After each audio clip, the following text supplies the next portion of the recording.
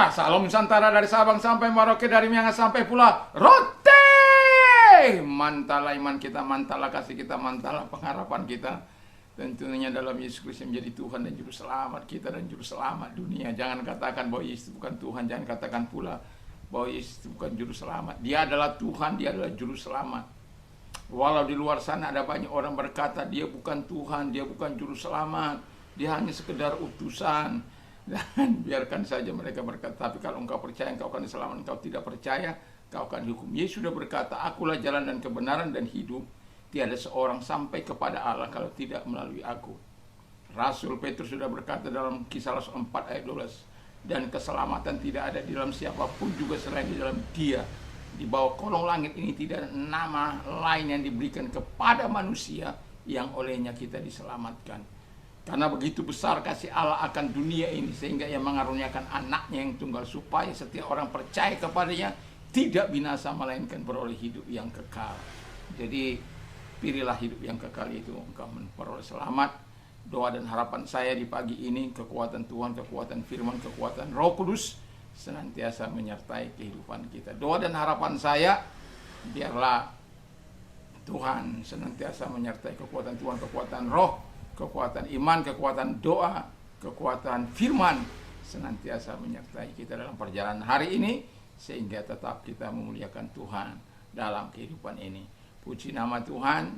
Nah, kita akan berdoa. Terima kasih Tuhan, kami mau memenuhi permintaan-permintaan yang Kau lakukan dalam hidup kami.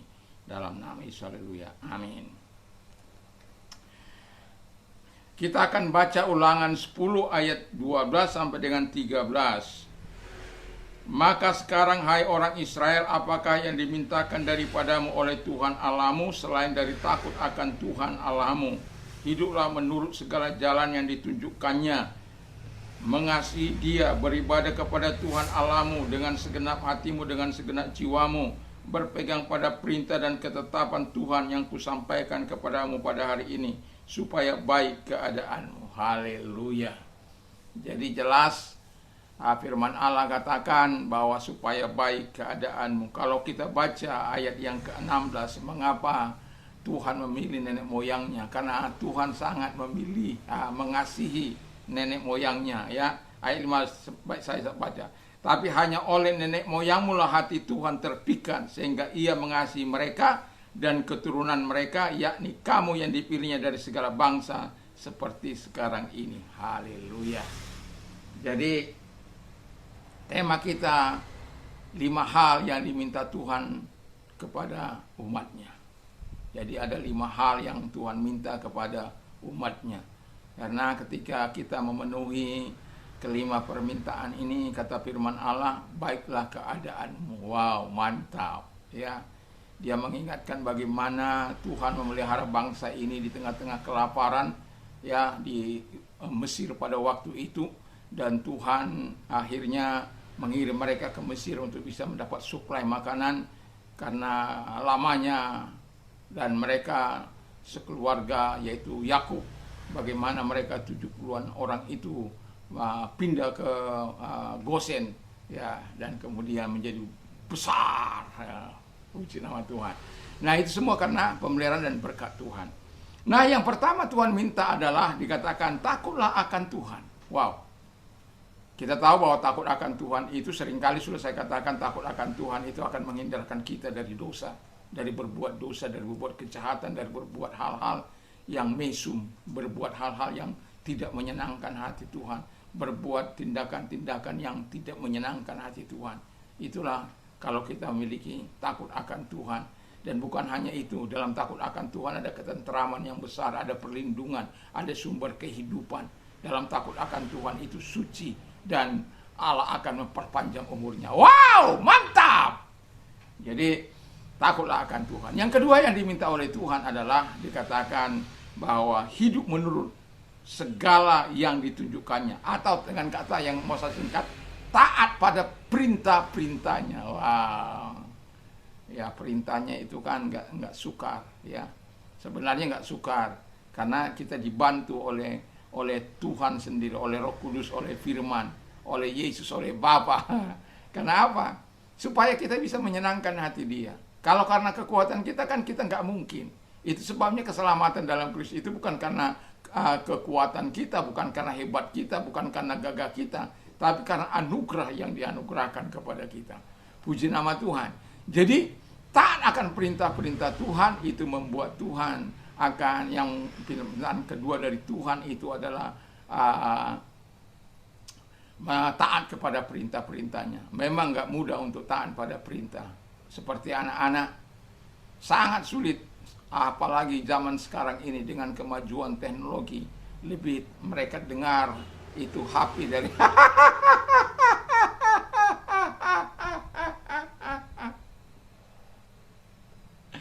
itu mereka nggak disuruh itu taat aja mereka pada HP, bermain terus kan.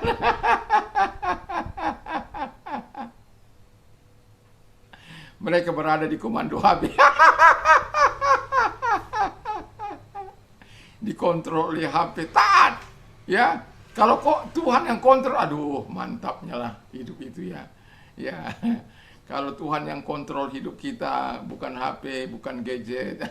Di zaman sekarang ini, wah, kalau gadget yang menguasai kita, pemberontakan yang kita akan lakukan kepada orang tua kita. Kenapa? Kita dipanggil, tunggu dulu. Kita disuruh, ntar. Ya, nggak ada lagi rasa hormat, rasa ketaatan kita sungguh-sungguh kepada orang tua. Nggak ada rasa bagaimana betul-betul melakukan hukum Tuhan itu. Itu sebabnya Tuhan mengajar kita untuk taat kepada Dia. Karena ketika kita taat kepada Dia, maka kita akan dengan mudah mentaati perintah orang tua. Karena kalau saya sering katakan, kalau kita taat kepada Tuhan, maka taat kita kepada siapapun itu akan menjadi benar. Tapi kalau taat kita kepada Tuhan tidak benar, maka taat kita kepada siapapun tidak akan pernah benar. Hanya kamuflase. Yang ketiga dikatakan yang diminta oleh Tuhan adalah ya mengasihi. Jadi betapa pentingnya kita mengasihi Tuhan. Mengasihi itu kan melakukan perintah, taat, menyenangkan hati Tuhan. Jadi saya tidak panjang-panjang lebar di situ. Kita sudah tahu bagaimana bentuk mengasihi sesama kita, mengasihi Tuhan yang melakukan perintah-perintahnya dan hidup seturut dengan apa yang Dia minta. Namanya mengasihi, tentu kita tidak ingin melukai, kita tidak ingin menyakiti. Kalau kita mengasihi, ya hidup ini kadangkala menjadi berubah-ubah. Kita tahu bagaimana kasih Musa kepada Tuhan, bagaimana kasih Musa kepada orang-orang Israel. Tapi orang-orang Israel membuat dia murka. Terlalu tegar tengkuk, keras kepala. Terlalu hanya menginginkan kemauan mereka saja. Hanya menginginkan kehendak mereka saja. Bukan melakukan kehendak Allah. Hanya kalau mereka merasa terluka kalau apa itu? Kalau mereka tidak diperdulikan. Tapi mereka tidak mau memperdulikan Musa. Sedikit Musa mengalami, ya mereka mengalami kesusahan. Siapa yang dipersalahkan? Musa. Nggak ada makanan. Siapa? Musa. Nggak ada minuman. Musa. Nggak ada daging. Musa. Nggak ada bawang. Musa. Nggak ada tempe. Musa.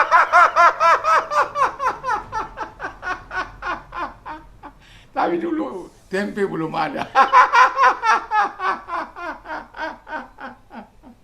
Belum ada tempe ya. Jadi, tapi sedikit-dikit Musa. Sedikit-dikit Musa. Kenapa sedikit-dikit Musa? Kenapa Musa nggak sedikit-dikit? Yang keempat kata firman Allah bahwa beribadahlah kepada Tuhan. Jadi beribadah kepada Tuhan dengan jelas itu, dengan segenap hatimu, dengan segenap jiwamu. Dan dia harus menjadi fokus ekspresi kekaguman kita. Dari rasa cinta kita, rasa kekaguman kita kepada Tuhan. Kita melewatkannya melalui pujian dan penyembahan kita kepada Tuhan. Mungkin kita jingkrak-jingkrak. Rasa kagum kita, mungkin kita sujud. Mungkin kita menangis. Mungkin kita tertawa. Mungkin macam-macam lah itu. Ya, terkandung keadaan situasimu pada waktu itu. Untuk mengekspresikan rasa kekagumanmu itu kepada Tuhan. Ketika engkau beribadah kepada Tuhan, Tuhan yang dimuliakan. Dia fokus kehidupan kita. Itu sebabnya Tuhan sangat melarang orang meninggalkan beribadah. Dalam zaman perjanjian baru juga, Ibrani 10 ayat 25 itu, jangan meninggalkan tempat persekutuan ibadah. Ya, 10:25 itu, Ibrani 10 ayat 25. Yang terakhir kata firman Allah adalah berpegang pada perintah dan ketetapan Tuhan. Jadi ini penting, ketetapan yang dilakukan oleh Tuhan kepada kita. Misalnya ketetapan ini, ketetapan bahwa darahnya menyucikan kita, itu sudah ketetapan itu. Oleh bilur-bilurnya engkau sembuh, itu sudah ketetapan itu. Oleh kuasanya engkau sudah sembuh. Jadi ketetapan dan perintahnya, ya. Kalau ketetapan Allah dikatakan oleh bilur-bilurnya engkau sembuh, percayakan enggak? Saya sangat percaya pada kebenaran itu, karena saya sudah menikmati sekian puluh tahun setelah saya menerima Yesus sebagai Tuhan dan Juru Selamat secara pribadi. Saya sudah menikmati pemeliharaan yang dari Tuhan itu. Jadi tidak perlu menyaksikan dia, tidak perlu khawatir tentang firman-Nya digenapi atau tidak. Pertanyaan saya, apakah engkau sungguh teguh berpegang pada perintah atau pada firman-Nya? Itu pertanyaan saya yang serius kepada kita. Tapi kalau itu yang kita lakukan, 5 hal ini yang kita lakukan dalam hidup kita, kita telah memenuhi apa yang diminta oleh Tuhan. 5 hal ini yang diminta oleh Tuhan, maka keadaanmu akan menjadi baik. Coba saya baca terakhir itu. Berpegang pada perintah dan ketetapan Tuhan yang kusampaikan kepadamu pada hari ini supaya baik keadaan. Ya. Jadi Tuhan itu kalau berjanji pasti dia tepati. Kalau saya kadang-kala mungkin bisa lalai, ya. Sebagai manusia saya bisa lalai menepati janji saya. Ketika anak kami sudah mau berangkat, lalu ada tamu, ya kan nggak mungkin saya akan memenuhi keinginan anak saya. Ada tamu, saya harus melayani jemaat terlebih dahulu sebelum mereka. Jadi walaupun saya sudah janji, ya itu tadi saya bilang tadi, kita tidak mempunyai kadangkala yang seperti sampai mereka, kau yang berjanji, kau yang mengingkari. Ya. Tapi Tuhan akan berbeda, ya. Tuhan akan berbeda, dan ketika engkau percaya, dia akan menggenapi janjinya. Jadi kalau engkau menjawab 5 pertanyaan Tuhan, permintaan Tuhan ini, maka baiklah keadaanmu. Saya harap demikian, kita semua adalah orang-orang yang betul-betul takut akan Tuhan, taat pada perintah dan mengasihi Tuhan, beribadah kepada Tuhan, dan juga berpegang teguh pada perintah dan ketetapan-ketetapan Tuhan. Puji nama Tuhan, kita akan berdoa, semoga kita adalah orang yang bisa menjawab doa permintaan Tuhan. Kalau selama ini permintaan Tuhanlah, permintaan-permintaan kita lah yang dijawab oleh Tuhan. Dan bagaimana kalau Tuhan meminta sesuatu kepadamu, apakah engkau dapat kabulkan? Hanya engkau yang bisa menjawab. Tapi doa dan harapan saya, kita ada memilih, kalau keadaan mau baik, pilih taat untuk dia. Mari kita berdoa. Terima kasih Bapa di surga buat firman-Mu, dan terima kasih bahwa Engkau adalah Allah yang hidup dan yang terus akan menolong kami sehingga kami dapat memenuhi permintaan-Mu. Dan kami juga berdoa kepada mereka yang sakit, kami mau perintahkan segala sakit penyakit yang mereka derita, sebagaimana firman-Mu. Engkau berkata, usir setan-setan dan lenyapkan segala sakit penyakit dalam nama Tuhan Yesus. Dan ulurkan tangan-Mu kepada mereka, karena Engkau tidak mengenal jarak, ruang maupun waktu. Saat ini ketika mereka percaya kepadamu, kami bersepakat dalam nama Yesus, segala sakit penyakit yang mereka sedang derita, apapun sakit penyakit mereka, dalam nama Yesus kami perintahkan keluar. Ringan, berat, ringan, menengah ataupun berat, kami perintahkan keluar. Bahkan ketika Tuhan sudah memonis engkau, selalu ada mujizat yang Tuhan bisa sediakan bagimu. Percaya dan terima kasih Tuhan. Engkau mau menolong mereka, Engkau mau menyembuhkan mereka, Engkau mau memberikan mujizat-Mu kepada mereka. Di dalam nama Yesus kami sudah berdoa. Dan kami juga mau ketika Anda mengalami pergumulan berat, angkat kedua belah tanganmu, mari kita berdoa. Lihat tangan-tangan yang diangkat kepadamu, mereka adalah orang-orang yang mereka minta tolong kepadamu Tuhan. Berikan kelegaan kepada mereka.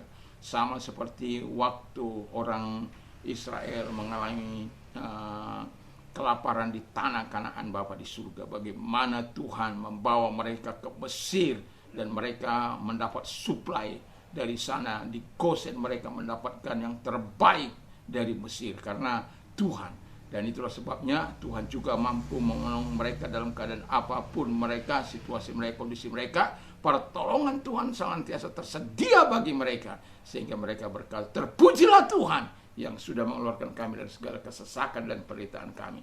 Dan terima kasih buat pertolonganmu kepada mereka. Dalam nama Yesus, haleluya. Amin.